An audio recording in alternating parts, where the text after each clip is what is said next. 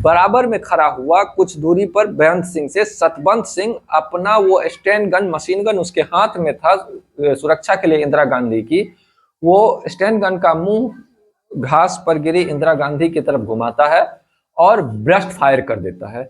Sten gun की magazine में कुल 27 गोलियां थी और 27 की 27 गोलियां इंदिरा गांधी के जिस्म में। नमस्कार, मैं अभिषेक सिंह और आप देख रहे हैं क्राइम सिटीज। आप लोगों के सामने फिर से हाजिर हूं एक नए कहानी के साथ।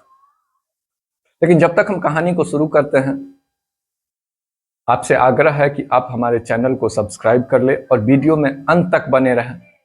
आप लोगों का सपोर्ट चाहिए इस चैनल को ग्रो करने के लिए, तो हम आपसे यही आग्रह कर रहे हैं कि हमारे चैनल को सब्सक्राइब कीजिए, वीडियो में लास्ट तक बने रहिए और जितना हो सके आपसे उतना हमारे वीडियो को अपने दोस्त, अपने परिवार के लोगों के पास शेयर कीजिए। खैर, अब हम कहानी पर आते हैं। तो 31 अक्टूबर, महीने का आखिरी दिन, और देश में बस 3 महीने के बाद आम चुनाव होना था और इंदिरा गांधी इस देश की 5वीं बार प्राइम मिनिस्टर बनने के लिए चुनाव कैंपेन कर रही थी। राजीव गांधी उनके साथ कैंपेनिंग में अलग अलग जगहों पर जा रहे थे। तो एक दिन पहले ही 30 अक्टूबर की रात को इंदिरा गांधी उड़ीसा के दौरे से लौटी थी। 2 दिन तक वहां उड़ीसा में थी और चुनावी रैली, जो अलग अलग रैलियां थी, उन्होंने बहुत सारी रैलियां की थी और वहां उन रैलियों में वोट मांग रही थी। और 30 अक्टूबर को दिल्ली लौटती है। वापस 31 अक्टूबर की सुबह होती है। आमतौर पर जो इंदिरा गांधी का रूटीन था, उनका ये कहना था कि एक इंसान के लिए 4 घंटे की नींद बहुत होती है और 4 घंटे में नींद पूरी हो जाती है। तो कहते हैं कि इंदिरा गांधी भी 4 घंटे भी सोया करते थे और ये भी कहती है कि वो सुबह 4 बजे उठ जाया करती थी, मतलब 12 बजे रात में सोती थी और 4 बजे सुबह उठ जाती थी और उठने के बाद वो योगा, एक्सरसाइज वगैरह करती थी और इस मामले में बहुत पाबंद थी वो वक्त की। लेकिन 31 अक्टूबर की सुबह वह थोड़ा लेट उठी। शायद उसकी वजह ये थी कि चुनावी मौसम था, चुनावी रैली, थकान, एक ही दिन में 8-8, 10-10 रैलियां करना, फिर दिल्ली लौटकर वो थकी हुई थी, इसीलिए 31 तारीख की सुबह वह थोड़ा आम रूटीन के मुकाबले थोड़ा लेट उठी। जो सरकारी निवास था प्राइम मिनिस्टर का 1984 में, एक सफदरजंग रोड के नाम से यह मशहूर था। एक सफदरजंग रोड जो है,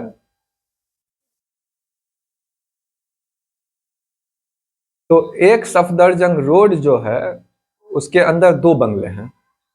एक बंगले का इस्तेमाल होता था लोगों से मुलाकात करने के लिए, बतौर प्राइम मिनिस्टर इंदिरा गांधी से मिलने जो लोग आते थे उसके लिए एक बंगले का इस्तेमाल होता था, और दूसरा बंगला जो था वो उनका प्राइवेट रेसिडेंस था और ये दोनों ही एक सफदरजंग रोड के अंदर आता था।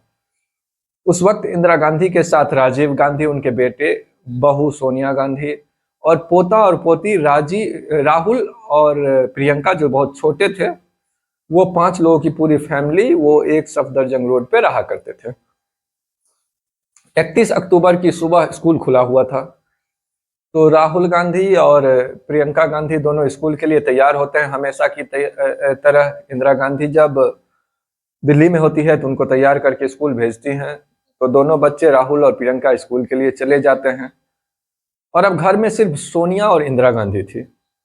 राजीव गांधी पश्चिम बंगाल के दौरे पर थे, चुनावी रैली में। उनको 1-2 दिन के बाद आना था, वे वहीं थे। सुबह उसी दिन इंदिरा गांधी के ऊपर एक ब्रिटिश एक्टर कम जर्नलिस्ट, आप जो भी कहें, वो इंदिरा गांधी के ऊपर डॉक्यूमेंट्री बना रहे थे और 2 दिन तक वो इंदिरा गांधी के साथ उड़ीसा में भी थे। जो जर्नलिस्ट थे तो ब्रिटिश थे और ये आयरिश टीवी के लिए एक डॉक्यूमेंट्री बना रहा था और उसके लिए जो पूरा फील्ड में तो उसने सारा कवर किया ही किया, लेकिन एक इंदिरा गांधी का अलग से एक घंटे का इंटरव्यू करना था। तो पहले यह तय हुआ था कि आप पहले इंदिरा गांधी के साथ घूमिए, उनका रूटीन लाइफ देखिए, उसके बाद देखिए वो कैसे चुनावी रैली करती है, उसके बाद इंटरव्यू जो है वो 1 घंटे का वो लेंगे, उसके बाद डॉक्यूमेंट्री खत्म हो जाएगी। तो बाकी सारी चीजें हो चुकी थी। और वो 31 तारीख को 9:30 का वो टाइम फिक्स था, 1 घंटे का इंटरव्यू का। तो वो पत्रकार जो थे वो भी वहां पर थे, रात एक दिन पहले लौटे थे और 9:30 उनका इंटरव्यू का टाइम फिक्स था। लेकिन इंटरव्यू होना था वो एक अकबर रोड पर, और ये जो एक सफदरजंग रोड पे प्राइम मिनिस्टर का घर था जो लोगों से मिलते थे, लेकिन जो ऑफिस था वो एक अकबर रोड हुआ करता था, वहां पर था। और इन दोनों के बीच में दोनों एक साथ थे, सिर्फ एक गेट पार करना होता था, और एक गेट पार करने के बाद आप एक अकबर रोड पर पहुंच सकते थे। तो सुबह इंदिरा गांधी उठती है, अपना बाकी चीजें जो है मीटिंग वीटिंग, नाश्ता, बच्चों को स्कूल भेजना, तो ये सब हो जाता है। और 9:27 पर ये मेकअप कराकर, क्योंकि इंटरव्यू के लिए ये था कि मेकअप करना है, तो ये अपने उसी एक सफदरजंग रोड पे मेकअप करवाती है। मेकअप होता है, तब तक इनके जो निजी सचिव थे R.K. धवन, उस जमाने में बहुत ताकतवर, बहुत पॉपुलर, वो आ जाते हैं। इंदिरा गांधी का मेकअप पूरा होता है, और अब जो ब्रिटिश पत्रकार था वो एक अकबर रोड पे उनका इंतजार कर रहा था, जहां पर पूरा सेटअप था एक अकबर रोड पे बाकायदा। 9:27 पर इंदिरा गांधी अपने दफ्तर से एक सफदरजंग रोड से निकलती हैं। उनके साथ R.K. धवन थे, और साथ में इंडो तिब्बत पुलिस फोर्स के कुछ जवान थे जिनकी ड्यूटी थी प्राइम मिनिस्टर के सुरक्षा के लिए। तो उनके कुछ जवान इंदिरा गांधी के पीछे पीछे, और R.K. धवन इंदिरा गांधी से एक कदम पीछे, और ये चलना शुरू करते हैं। उस दिन इंदिरा गांधी ने इंटरव्यू के लिए कैमरे के हिसाब से एक नारंगी साड़ी चुनी थी। तो वो नारंगी साड़ी में R.K. धवन के साथ और ITBP के जो जवान थे, सुरक्षा गार्ड थे, उनके साथ एक सफदरजंग रोड से बढ़ती है वो एक अकबर रोड की तरफ। सिर्फ एक गेट पार करना होता है, और उस एक गेट को पार करते हैं वो एक अकबर रोड पर पहुंच जाती। उस दिन जो Indo Tibet border police force है जो उनके साथ चल रही थी, तो उनके इंदिरा गांधी के घर पर जो सुरक्षा गार्ड होते थे, उनके घर के अंदर भी निगरानी करते थे, उनकी हिफाजत करते थे। तो उस गेट पर, जिस गेट को पार करते ही ये अकबर रोड के अपने दफ्तर में दाखिल होती, उस गेट पर उस दिन 2 लोगों की ड्यूटी थी, एक बेअंत सिंह और दूसरा सतवंत सिंह, दोनों सिख। अब इनकी कहानी यह है कि बेअंत सिंह इंदिरा गांधी के जितने भी सुरक्षा गार्ड थे उनमें उनका सबसे फेवरेट गार्ड जो थे वो बेअंत सिंह हुआ करते थे। बेअंत सिंह कई बार इंदिरा गांधी के साथ विदेशी दौरे पर भी गया था, और वो हमेशा साथ रहता था। जो दूसरा सतवंत सिंह था वो सिर्फ 5 महीने पहले आया था, और 5 महीने से ही PM की सिक्योरिटी में था। लेकिन उसकी जो ड्यूटी थी वो PM हाउस के बाहर की तरफ थी, अंदर जहां पर घर या दफ्तर है वहां नहीं, वहां से बाहर सिक्योरिटी की लेयर होती है PM के पास। तो बेअंत सिंह की अंदर की तरफ थी और उसकी बाहर की तरफ। तो 31 अक्टूबर की सुबह जो सतवंत सिंह को बाहर ड्यूटी मिली थी, तो अपने रिपोर्टिंग बॉस थे उसको बताता है कि मुझे दस्त हो रहा है, तो बार बार मैं बाहर से अंदर की तरफ नहीं आ सकता, तो मुझे आप अंदर ड्यूटी दे दो ताकि मुझे वॉशरूम जाने में आसानी हो जाएगी। तो इसको किसी को कोई शक होता नहीं है इसमें। तो सतवंत सिंह को बाहर की बजाय अंदर ड्यूटी पर लगा दिया जाता है, और उसी गेट पे जो अकबर रोड है वहां पे दफ्तर पे जाने के लिए जो एक गेट था, वो इकलौता गेट था, उस गेट के ऊपर अब 2 लोगों की ड्यूटी थी, एक बेअंत सिंह की और एक सतवंत सिंह की। बेअंत सिंह 10 साल पुराना वफादार, यहाँ तक कि 5 महीने पहले जब 6 जून 84 को ऑपरेशन ब्लू स्टार हुआ अमृतसर के स्वर्ण मंदिर में, उसके बाद जो हमारी खुफिया एजेंसी रॉ, उसने ये एक रिपोर्ट दी थी कि इंदिरा गांधी की जो पर्सनल सिक्योरिटी है या उसके आसपास जो सुरक्षा घेरा है उसमें से जितने सिख हैं उसे हटा दिया जाए, क्योंकि हो सकता है वो गोल्डन टेम्पल का बदला लेने के लिए कुछ भी कर सकते थे। तो ये एक रिपोर्ट आई थी, और रॉ ने इस रिपोर्ट को PMO को भेजा था, और PMO को भेजने के बाद हुआ ये था कि बेअंत सिंह को पीएम की सिक्योरिटी से हटा दिया गया था और उसका ट्रांसफर का लेटर आ गया था। बट कहते हैं कि बेअंत सिंह ने ये बात डायरेक्ट इंदिरा गांधी को बताई, मैडम मेरा ऐसे ऐसे ट्रांसफर हो गया है और मैं आपको छोड़कर जाना नहीं चाहता हूं। इंदिरा गांधी ने आर के धवन से कहा और इंदिरा गांधी और आर के धवन के कहने पर उनका ट्रांसफर रोक लिया गया और उनको पीएम हाउस से बाहर नहीं जाने दिया गया। इंदिरा गांधी ने कहा कि ये पीएम हाउस में ही रहेगा और कहते हैं कि मुझे इंदिरा गांधी को बहुत गुस्सा भी आया था कि आप इस तरह से कैसे हटा सकते हैं सिर्फ सिख होने की वजह से, और ये सारे मेरे लिए बहुत इंपॉर्टेंट है। और बेअंत सिंह को खास प्यार भी करती थी क्योंकि वो 10 साल से उनके साथ था। तो अब ये इंदिरा गांधी करीब 9:28 का समय था। आर के धवन एक कदम पीछे, आईटीबीपी के पुलिस के जवान साथ में पीछे वो भी थे। ये जैसे ही अकबर रोड के दफ्तर में जाने के लिए उस गेट पर पहुंचती है तो वहां पे बेअंत सिंह और सतवंत सिंह दोनों मौजूद। रूटीन ये था कि जब भी बेअंत सिंह इंदिरा गांधी को देखता था तो नमस्ते बोलता था ऐसे हाथ जोड़कर, और इंदिरा गांधी को भी ये बात पता थी। तो जब ये गेट पर पहुंचती है तो कुछ कदम की दूरी पर थी, तो इन दोनों की नजरें मिलती हैं। तो इनको मालूम था इंदिरा गांधी को कि अब ये नमस्ते करेगा, तो इंदिरा गांधी भी हाथ जोड़कर हमेशा उनके नमस्ते का जवाब देती थी। तो जैसे ही वो और करीब गई उसने उसी तरह से नमस्ते कहा और इंदिरा गांधी ने वैसे ही हाथ जोड़कर नमस्ते कहा। इस तरह से कहते हैं कि इंदिरा गांधी के मुंह से निकला हुआ ये आखिरी शब्द था, नमस्ते।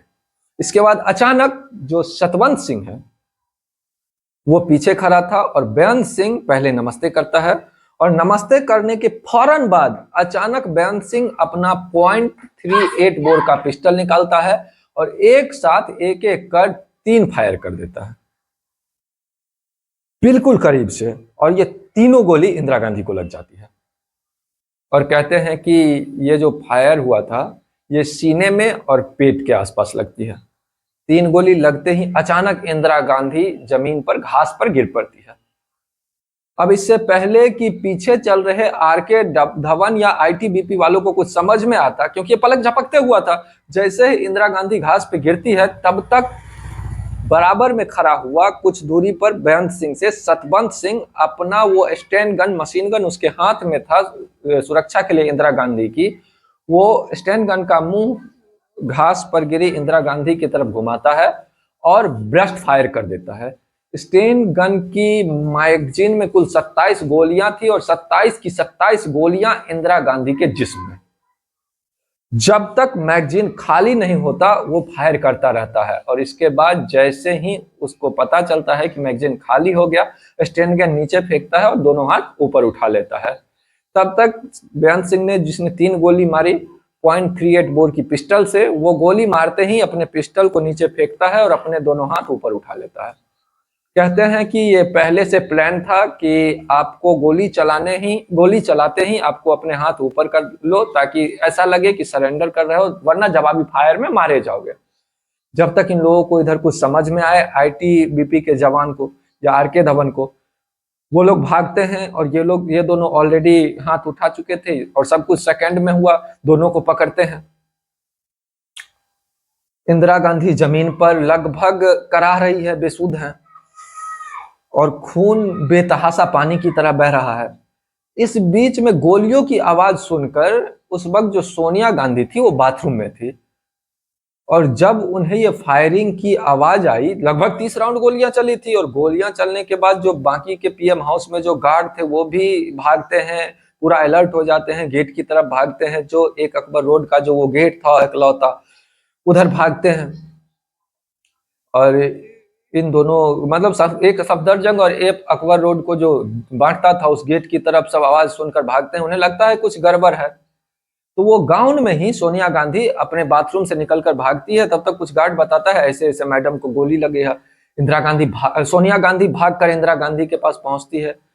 दोनों, इंदिरा गांधी, आर के धवन, सब चीख चिल्ला रहे हैं, सोनिया गांधी रो रही है। तब तक बाकी लोग आते हैं और फौरन इंदिरा गांधी को उठाकर गाड़ी में डाला जाता है। उसके बाद गाड़ी को एम्स की तरफ ले जाया जाता है, एम्स ले जाया जाता है। इस बीच जो बाकी के गार्ड थे आईटीबीपी और पीएम की सुरक्षा में लगे हुए, वो बेअंत सिंह और सतवंत सिंह को लेकर पकड़कर उसी एप सफदरजंग रोड पे जो पीएम हाउस था वहाँ एक गार्ड हाउस था जहाँ पर गार्ड या तो रेस्ट करते थे या शिफ्ट चेंज होता था, तो वहाँ पर आके कपड़े बदलते थे। तो वो पूरा एक गार्ड हाउस ही था। वहाँ पर इन दोनों को ले जाते हैं। जैसे ही गार्ड हाउस ये दोनों को लेके जाते हैं, तो कहते हैं कि बेअंत सिंह अचानक एक आईटीबीपी के जवान पर झपट्टा मारा और उसका स्टेन गन छीनने की कोशिश की। और इस बीच सतवंत सिंह ने अपने पगड़ी के अंदर एक चाकू छिपा के रखा था, वो चाकू निकाल लेता है।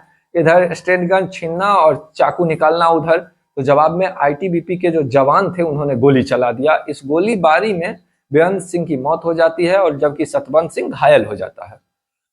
उसको भी हॉस्पिटल ले जाया जाता है।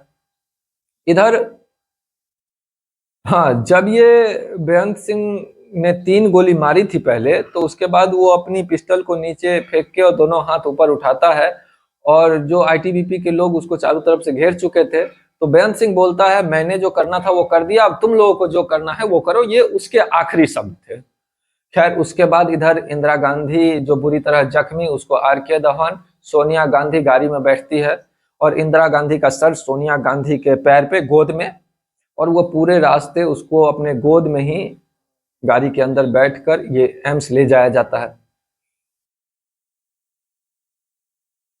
चूंकि 30-30 गोली लग चुकी थी, खून लगातार बह रहा था, और एम्स हालांकि वहां से ज्यादा दूरी पर नहीं था। लगभग ये 9:28 पर ये वाकया हुआ गोली चलने की, और 9:30-31 के आसपास अगले 2-3 मिनट में ही गाड़ी में डालकर इंदिरा गांधी को एम्स ले जाया जाता है। और 9:38 पर इंदिरा गांधी एम्स पहुंच जाती है। तो उनके आवास से ज्यादा दूर एम्स है नहीं, तो 9:38 पर इंदिरा गांधी को एम्स पहुंचा दिया जाता है, और वहां 8वीं मंजिल पर 8th फ्लोर पर वो पहुंचती है। और इस बीच पीएम हाउस से एम्स इन्फॉर्म कर दिया गया था, और वहां हंगामा मच गया, पूरा तैयारी शुरू कर दी गई थी। 9:38 में जैसे ही इंदिरा गांधी पहुंचती है, उन्हें सीधे 8th फ्लोर पर ले जाया जाता है, जहां ऑपरेशन थिएटर में पूरी तैयारी पहले से ही की जा चुकी होती है। उसके बाद बाकायदा 12 डॉक्टरों की टीम इंदिरा गांधी को बचाने में जुट जाते हैं। तब तक ये कहते हैं कि इंदिरा गांधी बिल्कुल बेसुध हो चुकी थी, बेहोश थी।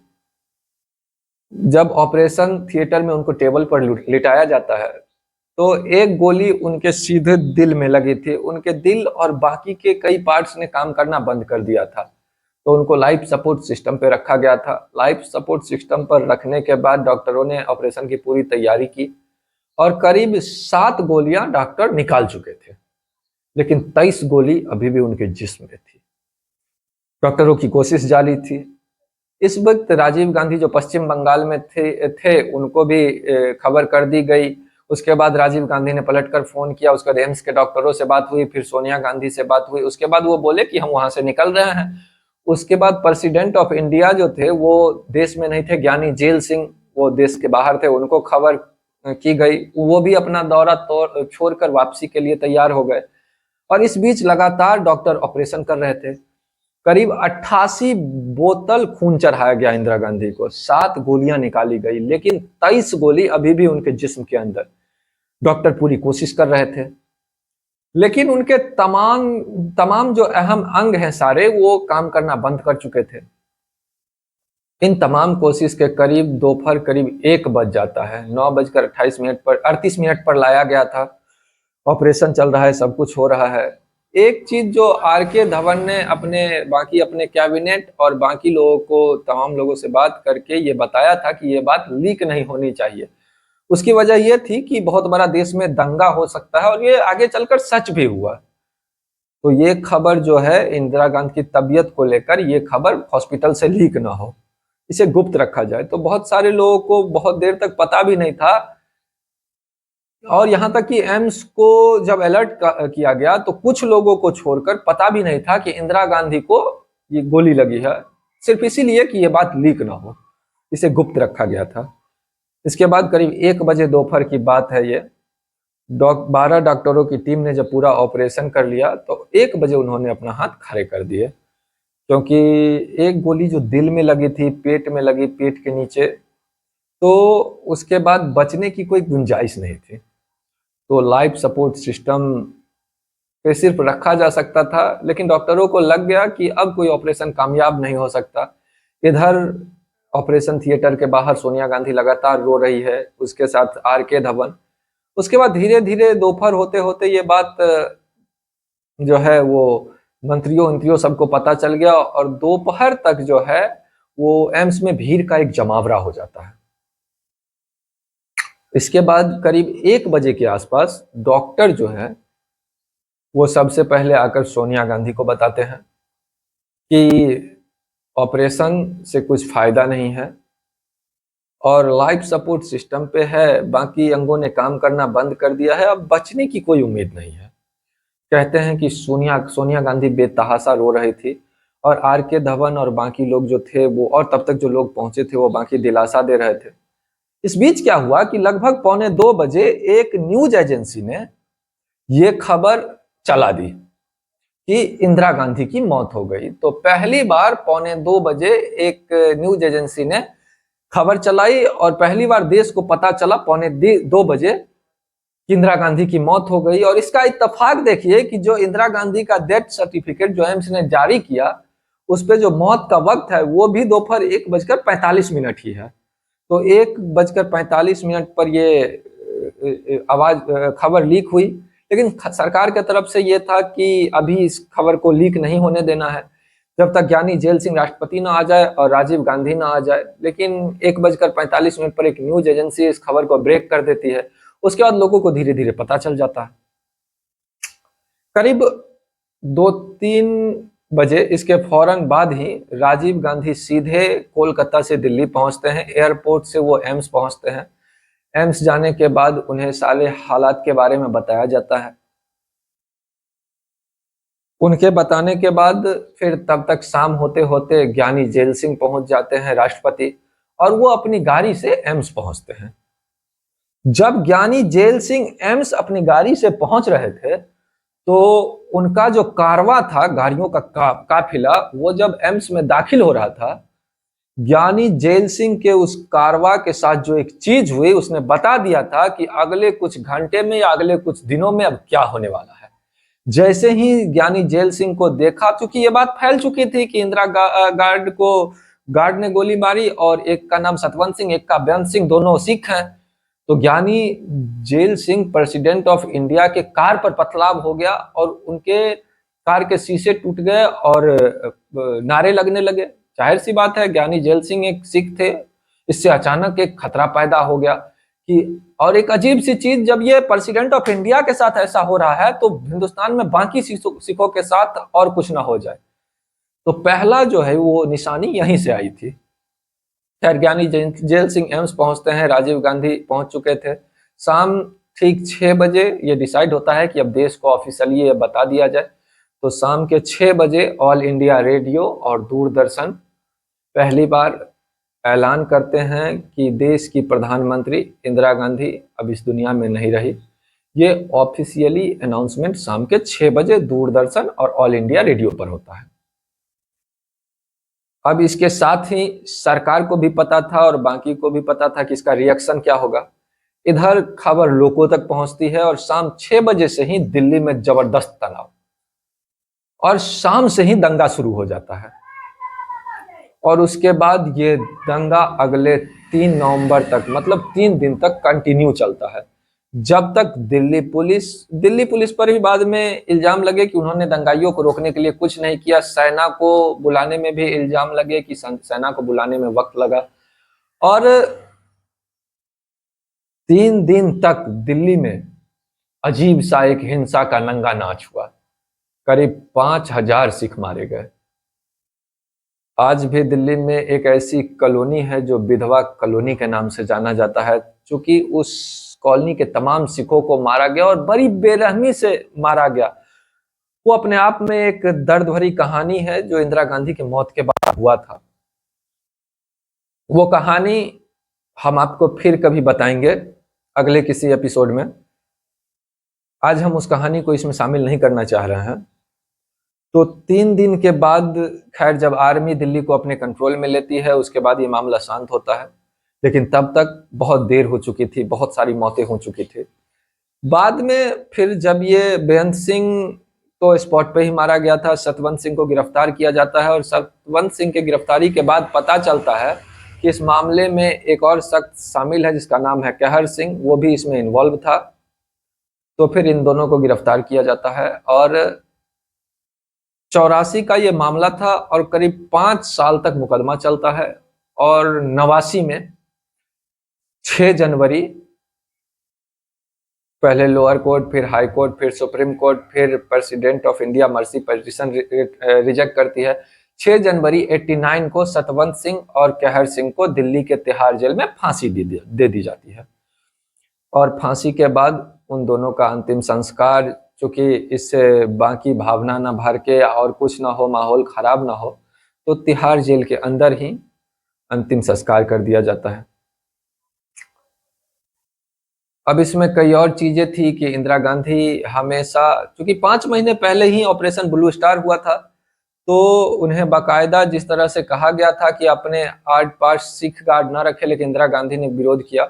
यहाँ तक कि बेअंत सिंह को रॉ के कहने पर ट्रांसफर आ गया था, आप कहीं और जाइए, बट इंदिरा गांधी ने उसका विरोध किया और उन्होंने कहा कि जब तक, बल्कि ये किस्सा उसमें यह भी था कि इस हादसे से 2 महीने पहले एक सफदरजंग रोड पर कोई मेहमान आया था, तो उसने इंदिरा गांधी से कहा था बेअंत सिंह और सतवंत सिंह को देखकर कि ऑपरेशन ब्लू स्टार के बाद आपके जान को बहुत खतरा है, लेकिन मैं देख रहा हूं कि अभी भी आपके सिक्योरिटी गार्ड में सिख हैं। तो कहते हैं कि उस वक्त इंदिरा गांधी चलते चलते अचानक बेअंत सिंह के कंधे पर हाथ रखकर और बोल कर गई थी कि जब तक ऐसे सिख मेरे साथ हैं तब तक मेरा कुछ नहीं होगा। तो ये उनका भरोसा था उस बेअंत सिंह पर। लेकिन कहते हैं कि बेअंत सिंह, सतवंत सिंह और कहर सिंह के मन में वो स्वर्ण मंदिर में जो ऑपरेशन ब्लू स्टार हुआ था, सेना भेजने का फैसला इंदिरा गांधी का, उसको लेकर उसकी सिखों की धार्मिक भावना को ठेस पहुंची थी और उसका वो लोग बदला लेना चाहते थे और इसके लिए इंदिरा गांधी की हत्या की। तो ये थी पूरी कहानी इंदिरा गांधी के कत्ल की। लगभग 39-40 साल हो गए इस वाक्य को, लेकिन इंदिरा गांधी की मौत की कहानी जब जब सुनी और सुनाई जाएगी, इसके साथ जो एक दूसरा काला दाग है वो भी हमेशा सुनी और सुनाई जाएगी। जो दंगे हुए इस मौत के बाद, जो बेगुनाह मासूम सिख मारे गए, तो वो भी एक अलग पहलू था। तो ये कहानी थी, मैंने कोशिश की जो भी सच्चाई, जो फैक्ट है उसके साथ आपको बताऊं। खैर, आज की हम अपने इस कहानी को यहीं पर खत्म कर रहे हैं। कल फिर एक नए कहानी के साथ आपसे हमारी मुलाकात होगी। तब तक के लिए आप हमें इसी तरह से प्यार और सपोर्ट देते रहिए और हमारे इस चैनल को जितना हो सके, हमारे इस वीडियो को अपने दोस्त, अपने रिश्तेदारों के साथ शेयर कीजिए ताकि हमारा ये चैनल फल फूल सके। फिलहाल आज हम आपसे विदा ले रहे हैं, कल फिर आपसे मुलाकात होगी। तब तक आप अपना खूब ख्याल रखिएगा, अपने परिवार का ख्याल रखिएगा। मैं अभिषेक सिंह और आप देख रहे थे क्राइम सिटीज। धन्यवाद।